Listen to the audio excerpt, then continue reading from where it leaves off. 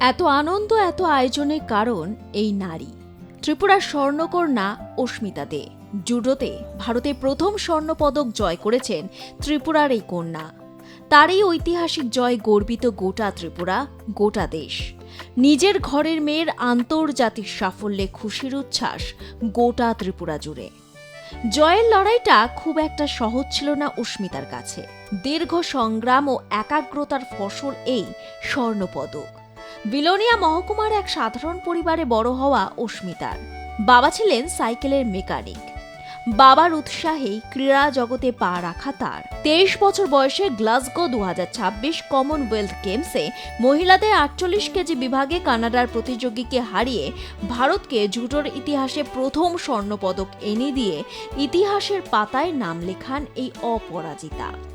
গত বছরই বাবাকে হারানো অস্মিতার জন্য এই পথ সহজ ছিল না। সমস্ত প্রতিকূলতাকে জয় করে আন্তর্জাতিক মঞ্চে তার এই স্বর্ণপদক জয় আজ দেশের কোটি কোটি যুবতীর জন্য নারী ক্ষমতায়নের সবচেয়ে সুন্দর ও সার্থক উদাহরণ। ত্রিপুরার বিলোনিয়ার মতো ছোট একটি শহর থেকে অস্মিতার যাত্রা শুরু হয়েছিল। সেখানে জুডোর হাতে খড়ি, অদম্য ইচ্ছা এবং জেদের ভরসায় প্রাথমিক প্রশিক্ষণ শেষে তিনি পাড়ি দেন ভোপালের sports authority of India regional সেন্টারে। সেখানে উন্নত ও কঠোর প্রশিক্ষণের মাধ্যমে নিজেকে আন্তর্জাতিক মানের জন্য তৈরি করেন অস্মিতা। এরপর আর তাকে পেছনে ফিরে তাকাতে হয়নি। খেলো ইন্ডিয়া ইউনিভার্সিটি গেমসে সোনা জেতার পর 2023-24 সালে জুনিয়র ন্যাশনাল চ্যাম্পিয়নশিপেও শীর্ষস্থান দখল করেন তিনি। 2025 সালে ক্লাসাব্লাঙ্কায় অনুষ্ঠিত আফ্রিকান ওপেনেও তার গলায় ওঠে সোনা। এছাড়াও ম্যাকাও ও ব্যাংককের আন্তর্জাতিক প্রতিযোগিতাতেও নিজের সাফল্যের ছাপ রেখেছিলেন এই তারকা।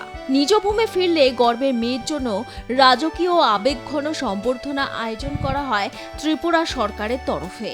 আগরতলার রবীন্দ্র শতবার্ষিকী ভবনে বিশেষ অনুষ্ঠানের মাধ্যমে ত্রিপুরার এই কৃতি কন্যার অভাবনীয় আন্তর্জাতিক সাফল্যকে সম্মান জানাতে তার হাতে 10 লক্ষ টাকা চেক এবং আগরতলার একটি সরকারি প্লটে ভূমি বরাদ্দের নথিপত্র আনুষ্ঠানিকভাবে তুলে দেওয়া হয়। অস্মিতা পাশাপাশি তার এই রূপকথার পেছনে মূল কারিগরদেরও বিশেষ সম্মান জানানো হয়। অনুষ্ঠানে সম্মানিত করা হয় তার mentor Pranab Saha, chief coach তথা অর্জুন পুরস্কার প্রাপ্ত যশপাল সোলাঙ্কি এবং ব্যক্তিগত কোচ প্রাক্তন ব্রোঞ্জ পদকজয়ী বিজয় যাদবকে। নিজের রাজ্যে এমন আবেগঘন অভ্যর্থনায় আবেগপ্রবণ হয়ে পড়েন অস্মিতা। আপনার পুজো পৌঁছে যাক বিশ্বের দরবারে। প্রতি বছরের মতো এবারও আর+ নিউজ নিয়ে এলো শারদাঞ্জলির সেরা সম্মান 2026।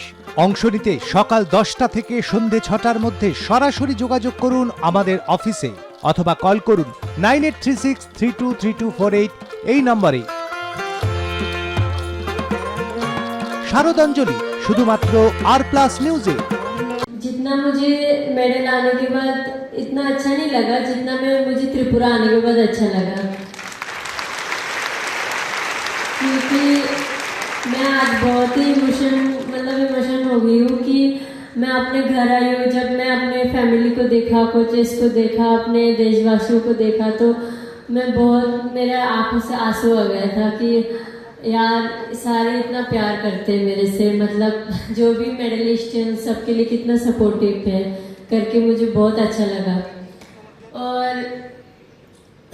ये जो हमारे जो सरकार है उन्होंने अभी काफ़ी डेवलप किया है और एसोसिएशन भी जो है हमारे जूडो वो काफ़ी अच्छा कर रहा है। और जब मैं त्रिपुरा स्पोर्ट्स स्कूल में थी तब से मैं स्पोर्ट्स स्कूल में मैं जो खेलो इंडिया में मेडल ली थी उसके कारण ही मैं भोपाल स्कीम में जा पाई थी। और उसके बाद वहाँ जाने के बाद मेरा मतलब फ्यूचर का जो पहला स्टेप है, जैसे एशियन चैम्पियनशिप में मेरा जूनियर में मेडल था, उसके बाद धीरे धीरे कॉमनवेल्थ चैम्पियनशिप, फिर कॉमनवेल्थ गेम्स आ गई, जो मतलब स्टेप बाय स्टेप जो मेरा पूरा हो रहा था तो वो वहाँ से ही हो रहे थे। वो भी यशपाल सोलंकी सर के मतलब थ्रू ही हो रहा है, सर के पास ही मैं ट्रेनिंग करती हूँ। और जब मैं छोटी थी त्रिपुरा में, जब मैं डिस्ट्रिक्ट में ट्रेनिंग करती थी तब मुझे बीना मैम जो है वो ही मुझे ट्रेनिंग कराते थे। और उसके बाद जब मैं 2015 में स्पोर्ट्स स्कूल चली गई थी तब मुझे मानिक लाल देव सर और मौसमी मैम और प्रणब सर और अभिनव सर वो लोग सब मिलके मुझे ट्रेनिंग कराते थे। तो वो ग्रासरूट लेवल भी बहुत ज़रूरी था, अगर वो नहीं होता तो मैं नेशनल लेवल तक नहीं जा पाती। কি রে, তোর বেশ র্যাশ হয়েছে দেখছি। হ্যাঁ রে, কি করবো বলতো, র্যাশগুলো কিছুতেই কমছে না। অনেক কিছু ইউজ করলাম তবুও কমছে না। তুই এম্বার গৌরীদেবী হসপিটালসে দেখাতে পারিস, ওখানে ভালো এক্সপিরিয়েন্স ডার্মাটোলজিস্ট আছে।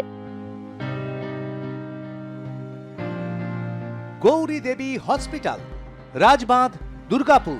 যোগাযোগ 8001003333, 8001113333। অস্মিতার এই ঐতিহাসিক জয় শুধু ত্রিপুরার নয়, সমগ্র দেশের গর্ব। তিনি প্রমাণ করেছেন যে দৃঢ় আত্মবিশ্বাস থাকলে যে কোনো বাধা টপকে যাওয়া সম্ভব। আগামী প্রজন্মের অগণিত ছেলেমেয়ে, বিশেষ করে কন্যা সন্তানদের জন্য অস্মিতা আজ এক পরম অনুপ্রেরণার উৎস। সম্বর্ধনা মঞ্চে ত্রিপুরার মুখ্যমন্ত্রী ডক্টর মানিক সাহা এইভাবেই প্রশংসায় ভরিয়ে দেন স্বর্ণকন্যাকে। আমরা বই পড়ে দেখতাম, আমি কোচ পাইনি, কিন্তু সেখান থেকে আমি শিখেছি, অথচ এখন অনেক ইজি। তো সেইগুলো নিয়ে আগামী দিনে ওদেরকে দেখে, আর বিশেষ করে উইমেন এম্পাওয়ারমেন্টের যে বিষয়টা, সেটা এত ভালো লেগেছে আজকে। দুজন এখানে আমাদের জন্য গর্ব। আগামী দিন এদের দেখে আমাদের যারা ছেলে মেয়েরা আছেন তারও ত্রিপুরার হয়ে আরও নাম ওরা করাবে এবং ভারতবর্ষের নাম আন্তর্জাতিক স্তরে তারা আরও বেশি করে মেডেল নিয়ে আসবে। আবারও আমি অস্মিতার, যেহেতু আমাদের গর্ব, তার স্বপ্ন আরও পূরণ হোক। এ তো শুরু, আবার এশিয়ান গেম আছে অস্মিতা বলল, কাজে be careful and be alert and নিজেকে ওই সময়ে আমরা জানি আজকাল খুব প্রবলেম, অনেক সময় ডোপিং টেস্ট এসব ইত্যাদি আছে। অ্যাজ এ ডক্টর আমি বলবো বি কেয়ারফুল, কোনো জিনিস খাওয়ার আগে, কিছু দেওয়ার আগে এগুলো চিন্তা ভাবনা করতে হবে। এবং wish you all the best. আমি আশা করি, এবং কোচ সাহেবকে আমি ধন্যবাদ দেবো, आप लोग ত্রিপুরা में आए हो, सभी को ধন্যবাদ। সবাইকে ধন্যবাদ জানিয়ে আমার কথা বলা শেষ করছি। নমস্কার, জয় হিন্দ, ভারত মাতা কি জয়। কমনওয়েলথ গেমসের পর অস্মিতার পরবর্তী বড় লক্ষ্য এশিয়ান গেমস এবং ভবিষ্যতে অলিম্পিক গেমসে ভারতের হয়ে পদক জয় করা। আন্তর্জাতিক স্তরে প্রতিযোগিতায় দেশের নাম উজ্জ্বল করতে তিনি আরও কঠোর অনুশীলন ও উন্নত প্রশিক্ষণ চালিয়ে যাওয়ার পরিকল্পনা করেছেন। থ্যাংক ইউ ত্রিপুরা সরকারকে, আর থ্যাংক ইউ, আমি অনেক খুশি হয়েছি আজ আমাকে এইভাবে ওয়েলকাম করেছে, তার জন্য অনেক অনেক ধন্যবাদ। আর আমি ভারতের জন্য মেডেল জিতেছি, আমার রাজ্যের জন্য জিতেছি, তার জন্য অনেক অনেক ধন্যবাদ। আগামী দিন কি আপনাদের লক্ষ্য কি রয়েছে? আমার এশিয়ান গেমস আর অলিম্পিক আছে, তার জন্য আমি অনেক হার্ডওয়ার্ক করতে হবে, আর অনেক আমি কঠোর পরিশ্রম করে মেডেল নিয়ে আসবো। বিভিন্ন তথ্যানুযায়ী ভারতে প্রতি বছর লক্ষ লক্ষ কন্যা ভ্রূণ নষ্ট করা হয়। সেই সমস্ত পিছিয়ে পড়া মনস্ক মানুষদের জন্য অস্মিতার মতো সফল মেয়ে যোগ্য জবাব। পাশাপাশি ভূমি ও অর্থ দিয়ে প্রতিভার ভবিষ্যৎ সুনিশ্চিত করার ত্রিপুরা প্রশাসনের উদ্যোগ যথেষ্ট প্রশংসা কুড়োচ্ছে বিভিন্ন মহলে। ব্যুরো রিপোর্ট, আর+ নিউজ।